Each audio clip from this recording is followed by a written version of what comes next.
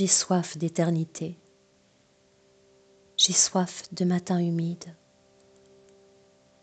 Je voudrais avaler toute la lumière qui brille dans chaque goutte d'eau qui scintille. Boire la rosée épanche toujours ma soif. J'ai soif d'étoiles dans les regards, et souvent je peine à en trouver, mais quand j'en trouve une seule, je la bois jusqu'à devenir moi-même un torrent. J'ai soif d'infini, je le cherche partout,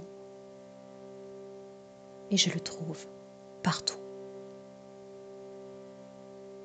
Quand tu observes un arbre de loin, d'abord tu vois la forme, le tronc, sa couleur, mais tu ne sais pas encore qu'il est rugueux au toucher. Il est déjà tellement beau juste de loin. Tu regardes les feuilles, et au même moment le soleil passe au travers. Mais ce n'est pas fini. Tu t'approches de l'arbre, tu découvres le tronc et ses millions de détails. Il y a des fourmis qui montent et qui descendent, qui vivent une réalité parallèle à la tienne. Ou est-ce la même? Derrière un morceau d'écorce, un groupe de gendarmes s'est agglutiné. Ces petits insectes rouges avec un masque tribal dessiné sur le dos. C'est fascinant. Mais ce n'est pas fini. Il y a cette grosse goutte de sève qui a durci en coulant et qui s'est figée dans sa course, dans son mouvement. On dirait du miel. Et puis tes mains caressent le tronc, le touchent, et tu peux presque sentir la sève qui circule, le bois qui craque, qui pousse, qui grandit. Et si tu colles ton oreille à l'arbre, tu peux même sentir son cœur qui bat, qui cogne contre le tronc. Mais ça n'est pas fini. Il y a plus. Et pourtant, tu es déjà tellement fasciné. Tu lèves ton visage et tu aperçois toutes les ramifications des branches. Et vu d'en bas, ça te donne un sentiment de vertige, d'ivresse presque. Ces branches qui s'élèvent et s'élancent, on dirait plein de bras qui veulent toucher le ciel. Et ces feuilles. De près, tu peux voir les nervures et tu peux sentir l'odeur de la chlorophylle rien qu'en les regardant.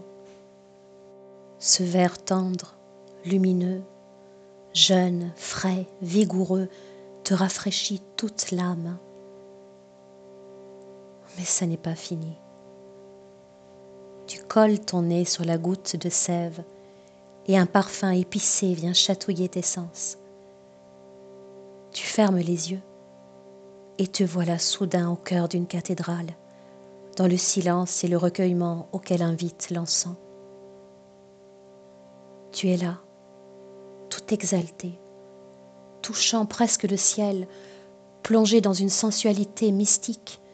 Et là, lorsque tu penses avoir contemplé tout ce que l'arbre avait à te révéler, quand tu penses connaître son secret, oh non, tu ne sais que si peu. Non, ce n'est pas fini. Il y a tellement plus. Tu baisses les yeux. Tu observes le tronc qui sort de la terre et le tronc qui rentre dans la terre. Et tu prends conscience à ce moment de tout ce qui échappe à ton regard. Là, dans l'obscurité totale de la terre, tu réalises qu'il y a des racines qui plongent profondément pour aller sucer le jus du cœur de la terre qui puise à la source de vie. Que se passe-t-il sous toi, loin, loin, en toi?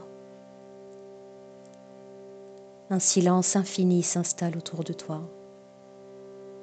Tu sens que tu touches là un questionnement primitif, une question brûlante venue du fond des âges et qui te dépasse. Tu sens qu'il y a là un miracle, un ordre, une harmonie si parfaite qui ne peut se dire en mots, entre le haut et le bas, entre la lumière et l'obscurité, entre le visible et l'invisible. Et c'est exactement la même chose à l'intérieur de toi. Cet arbre, c'est toi.